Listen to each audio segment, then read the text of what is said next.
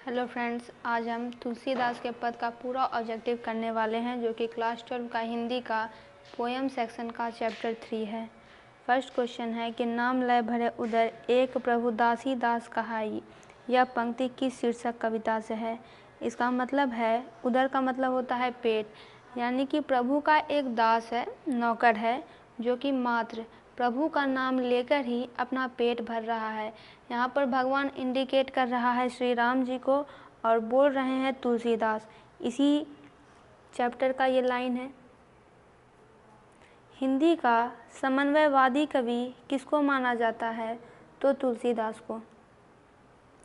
तुलसीदास का सर्वश्रेष्ठ महाकाव्य कौन है, यानी उनकी मास्टरपीस कौन है? तो रामचरितमानस। तुलसीदास का अस्थायी निवास स्थान कहाँ था? अस्थायी का मतलब होता है परमानेंट, तो अस्थायी रूप से वे काशी में रहते थे, काशी के रहने वाले थे। बरवै रामायण किनकी रचना है? तुलसीदास की। जब आप कभी बुक खोलेंगे, अगर आपके पास बुक है तो जब आप इस चैप्टर में जाएंगे तो पहला पेज इंट्रोडक्शन का होता है। जिस चैप्टर को जिन्होंने लिखा होता है उनके बारे में पूरी इन्फॉर्मेशन दी गई होती है कि उनका जन्म, मृत्यु, माता पिता, उनकी रचना, यानी एक शॉर्ट समरी उनके पूरे जीवन के बारे में दी गई होती है, जिससे क्वेश्चन हमेशा पूछा जाता है। काशी में कितने वर्ष रहकर तुलसीदास विद्या अध्ययन किए, यानी उन्होंने शिक्षा प्राप्त किया, विद्या प्राप्त किया? तो 15 साल तक।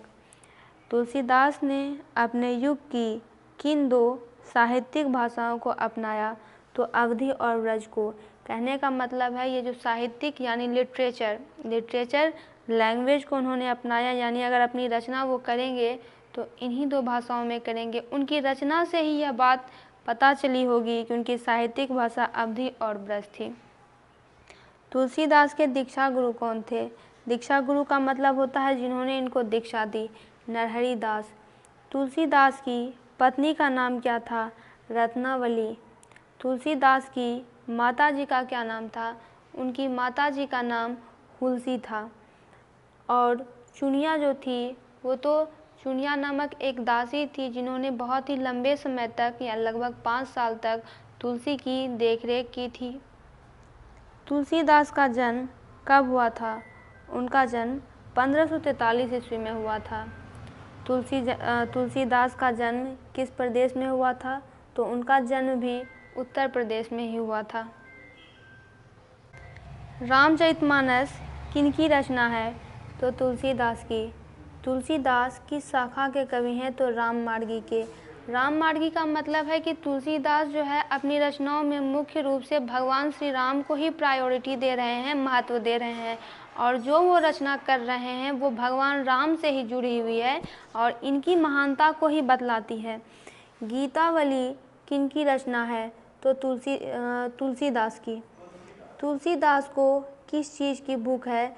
तो न धन की न यश की, उन्हें भगवान के सिर्फ भक्ति की भूख है। गोस्वामी तुलसीदास जी हिंदी के कैसे महाकवि हैं? तो अब वो इतने महान हो चुके हैं अपनी रचनाओं से कि अब वे केवल कवि ही नहीं रहे बल्कि एक महाकवि बन चुके हैं, तो वो है जातीय महाकवि। तुलसीदास ने प्रथम पद में किनकी स्तुति की है, यानी किनको वो भज रहे हैं, किनकी पूजा कर रहे हैं?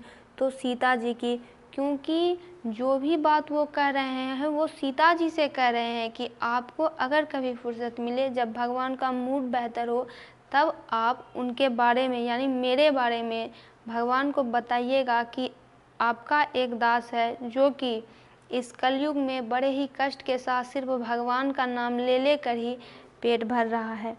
तुलसीदास के दोनों पदों में किस रस की व्यंजना हुई है? व्यंजना का कहने का मतलब है क्या डिस्क्राइब कर रहा है, कौन सा रस है। अगर सिंपल लैंग्वेज में समझे तो भक्ति रस है, क्योंकि तुलसीदास को केवल और केवल भक्ति की ही भूख है और ये भक्ति की ही बात कर रहे हैं। तुलसीदास ने प्रथम पद में अपना परिचय किस रूप में दिया है? तो सीता के दास के रूप में।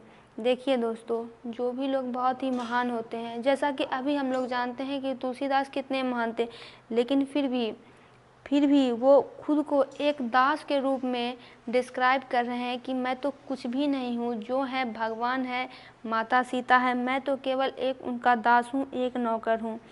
कब हुक अम्ब अवसर पाई। अम्ब का मतलब होता है माता, जो कि है सीता जी। तो कभी भी माँ सीता अगर आपको अवसर मिले में अम्ब संबोधन, माँ संबोधन किसके लिए है, तो सीता जी के लिए।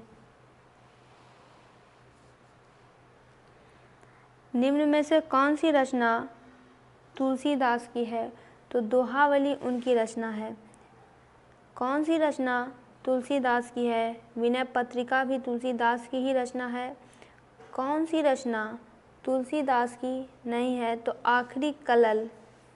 कवितावली के रचनाकार कौन है, तुलसीदास। ये सारी रचनाएं बुक में पॉइंट टू पॉइंट दी गई है। हनुमान बाहु को तुलसीदास की किस कृति का एक अंग माना जाता है, तो कवितावली का। यानी ये जो हनुमान बाहुक है ये पूरी की पूरी कवितावली से ही उठकर आई है। रामचरितमानस का प्रधान रस, प्रधान का मतलब होता है मुख्य रस। कभी जो व्याकरण बढ़ाने का मौका मिले तो रस ज़रूर हम आपको समझाएंगे कि रस मुख्य रूप से होता क्या है, क्योंकि यहाँ पे बार बार आ रहा है। तो रामचरितमानस का मुख्य प्रधान रस भक्ति रस है। निम्नलिखित में से रामचरितमानस क्या है, तो ये एक महाकाव्य है। इनमें से कौन सी रचना तुलसी की नहीं है, तो राधा स्तुति। मानस कहने का मतलब है रामचरितमानस। एग्जाम में आपको केवल मानस लिख दिया जाए तो आप समझ जाइएगा कि ये रामचरितमानस है। का रचना समय क्या है, तो संवत 1631। रामचरितमानस की भाषा क्या है, तो ये अवधी भाषा में लिखी गई है।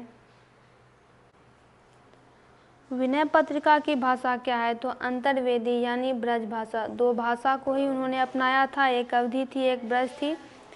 तुलसीदास का जन्म कहाँ हुआ था, तो राजापुर बांदा यानी उत्तर प्रदेश के बांदा जिले के राजापुर नामक ग्राम में उनका जन्म हुआ था। तुलसीदास का मूल नाम क्या था, तो उनका नाम जो है मूल रामबोला था। ऐसा कहा जाता है कि जब तुलसीदास का जन्म हुआ था तो इनके मुख में 32 दांत मौजूद थे और जन्म लेते के साथ ही इन्होंने राम नाम का उच्चारण किया था, तो नाम पड़ गया इनका रामबोला। तुलसीदास के शिक्षा गुरु कौन थे, तो शेष सनातन। इनमें से कौन सी रचना तुलसी की है, विनय पत्रिका। कौन सी कृति, कृति का मतलब भी होता है रचना, जो कि इनके द्वारा रचा गया है, लिखा गया है, तो तुलसी द्वारा रचित है, तो रामचरितमानस। कौन सी कृति तुलसीदास द्वारा रचित नहीं है, तो पंचवटी। पाठ्यपुस्तक में संकलित तुलसी के पद तुलसीदास की किस कृति से लिए गए हैं, तो ये विनय के पद से लिए गए हैं। तुलसीदास किस काल के कवि थे, भक्ति काल के कवि थे। जब भक्ति कल्ट स्टार्ट हुआ तो उसी वक्त इन्हीं सब टाइम्स में इन सारे कवियों का उदय हुआ। भक्ति कि अगर आपसे दूसरा कवि पूछा जाए तो उसमें सूरदास भी एक थे।